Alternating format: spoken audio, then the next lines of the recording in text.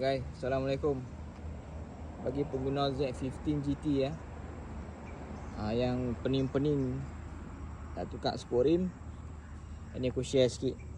Okey, yang ni aku tukar sporim SP 500 Racing Boy ya. Saiz depan 1.6, belakang 1.85. Okey. Untuk depan semua PNP je. Skru D semua sama, boleh pakai balik.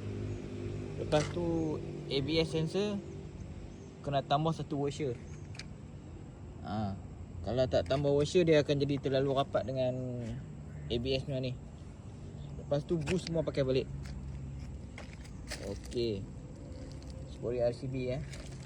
Untuk kepala tube pakai 8mm.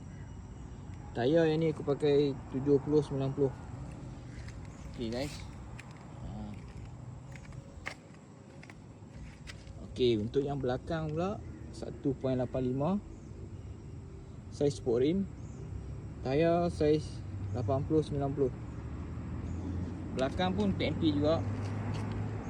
Hard sprocket pakai balik Z15 nya.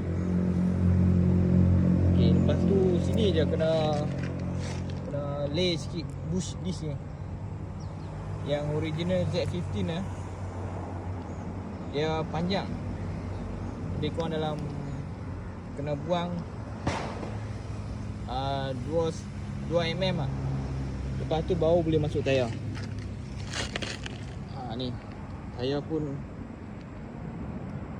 ikut magat cun-cun semua rantai pun tak ada sengit.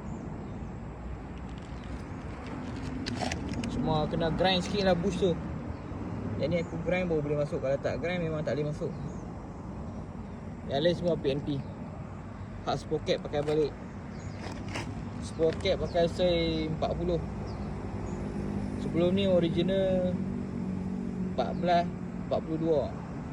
Yang ni aku tukar 15-42. 15-40. Sebab lepas tukar sporim ni, motor jadi cepat ni. Macam minta gear lagi. Ni guys, ni rupa dia. Smart ni.